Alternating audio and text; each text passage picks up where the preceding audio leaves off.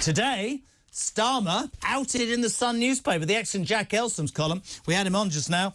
No cigarettes and alcohol. Obviously the Oasis angle there, but basically secret government plans to ban any of us from having a fag in a beer garden, in an outside restaurant, in open-air spaces, at clubs or maybe next to a football stadium are in their infancy. But apparently the government believe that by telling you that you can't do that anymore, that's going to save the NHS. Not dealing with obese people or maybe a knife epidemic. No, you're not allowed to smoke. You're not allowed to write anything on Twitter or X, or you're not allowed to protest. The world's gone nuts. We're delighted. Our next guest, Deputy Comment Editor of the Daily Telegraph, Annabel Denham. It's been a while. Good afternoon. How are you?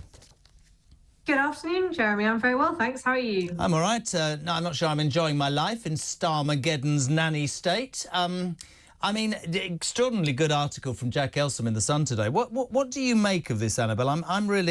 I'm really strong on this. I believe that we're going to get to a point where you're going to have absolutely no choice. This is interventionist nanny state at its most obvious, isn't it?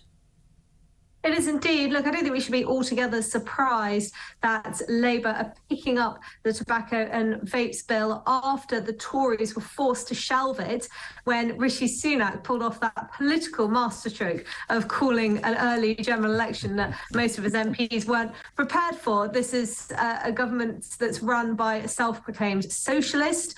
Starmer has definitely got an authoritarian streak. We saw that during the riots earlier this month. And of course, we've seen it with things like the decision to lift the Higher Education Freedom of Speech Act. So that's been repealed, and so on and so forth. So I don't think it's altogether surprising. But like you, Jeremy, I feel very strongly about it. I think we're on a slippery slope now at the bottom of which is a very joyless existence indeed, where our lives are dictated by the public health establishment, by nanny statists who seem to believe that they're able to make decisions better for us than we are ourselves, who seem to believe that we need to be protected from the mistakes that we might make, and seem to believe that we're not capable of making informed adult decisions based on the, as I say, the information that we have. We make trade-offs. We decide to have that extra glass of wine, or we decide to have a cigarette in a beer garden, or have the extra donut because it gives us pleasure. And ultimately, what's wrong with that? And you talked about obesity earlier, Jeremy. I think there's a slight problem we have in this country, and it's because we have an NHS, a nationalised socialist healthcare system, which is funded through general taxation, where when the NHS is in trouble, our immediate response is always to change our own behaviours. People can't get too fat lest it place too much pressure on the NHS. People can't smoke, they can't drink, they can't enjoy their lives because to do so might put too much pressure on the NHS. And of course, we saw that during the lockdowns. It was all about saving the NHS, regardless of the cost of the economy or the infringement our civil liberties.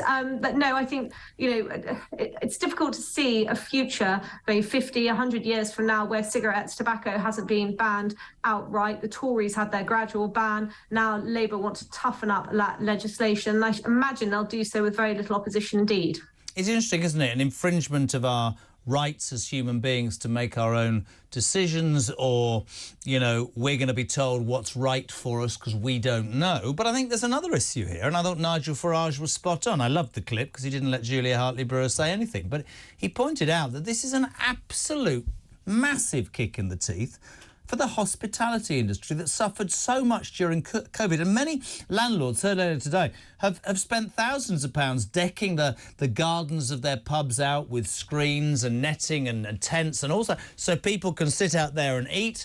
And I just worry, as you quite rightly said, that we're going to get to a point where we are told what is good for us, we are told what is bad for us, we are told what we can do and what we can't do. I'm not sure that, to me, sounds like a democracy, Annabel. No, well, it's governing by experts, isn't it? It's governing by the nannies, by the public health establishment, by the killjoys, and our freedoms are curtailed with every nanny state measure that's introduced, however much it may have been introduced with the best of intentions. You're right that this is another blow to the hospitality industry. It's a blow to pubs that are responsible for the employment of around 900,000 people, billions of pounds of gross value added to the UK economy. And, pubs have had a very difficult time of it recently. Thousands of pubs closing every year, knocked sideways by lockdown restrictions. And, it wasn't just the fact that we were forced into our homes. It wasn't just the fact that pubs were forced to close. It was actually the fact that they were closed, then they were open, then they were closed again. And they were bringing in food and alcohol and so on because they thought that the government was pursuing one course of action, only for it to change its mind almost overnight. And then they'd have to throw all of the food and the drink away. It was that uncertainty that compounded the problems that they were facing during lockdown. Really, we ought to be celebrating the hospitality industry and doing all that we can to support it, not least when it's hard to see what public health impact a ban on smoking in beer gardens will really have. I just think it's all part of this. I'm going to appeal to several parts of whatever person supports him in the early days. I've no idea. But I have to say, I wanted your view briefly. I look at the last 2 months. I said to everybody this week, I'm astounded that so many people text and email and they say, Annabel, it's shocking. This is absolutely shocking. And I go, what do you mean it's shocking? It's socialism. You admit to a 22 billion black hole, and within 3 weeks you've given your chums in several unions 15 and 20% pay rises, which sends a great whack-a-mole. Here we go. Who else wants one? You come along, we'll deal with that, and there comes another one. We're going to release prisoners. We've screwed the pensioners already. There's going to be a hike in fuel duty, which will be incredibly painful and difficult. Asylum is running amok and is no better off. And whether it's closer ties to the European Union or, I don't know, my big thing about him was the free trousers and suits and glasses, because don't tell me, he lectured us all about cronyism for weeks and months. I'm not because I'm not a Starmer supporter, because I believe he needed a chance. I don't think it's been a particularly auspicious start, do you? No, I don't. And, there's only so long that the Labour government can blame the previous Conservative administration for the problems that this country is facing. Now, it's certainly true that no government has balanced the books in the last 20 years. It's certainly true that the public sector grew enormously over the last 14 years, that the tax burden under the Tories was set to hit a 70-year high. They created a vast number of problems. That much is true. But, how much are Labour going to be able to ride on that, not least, as you say, Jeremy, when they are shoring up support from their core base, aren't they? They are bunging billions towards public sector workers. And, people are all too aware of it. The productive side of our economy can only be clobbered so much before the country is in real deep trouble. And that's before you get to the nanny status, and that's before you get to the infringements on freedom of expression and, the various other policies that Labour are pursuing. Ed Miliband's approach to net zero, I think, is very damaging indeed, and setting up a GB Energy, a state-owned energy company, for absolutely no reason at all, as far as I can tell. They like a committee and a body and a quango, don't they? Can I just ask you briefly? It's interesting. His approval rating is at the lowest. I always keep saying this every day. The view from the cheap seats is massively different than when you're in power. And he will, and you made the point brilliantly, he will, for a long time, I don't know how long, say, well, 14 years of mess and there was no money.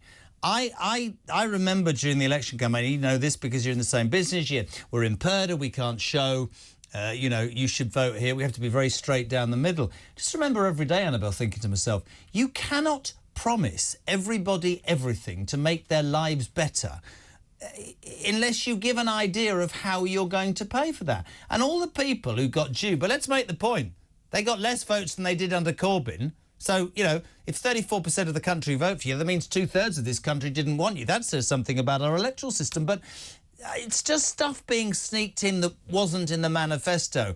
Cronyism, pay rises to his mates, all of that. Listen to this from Mandy. Is there nothing anyone can do about this Starmer fella before he causes yet more outrage? We seem in 2 months to be sinking as a country. And I want to scream to people and go, what did you expect?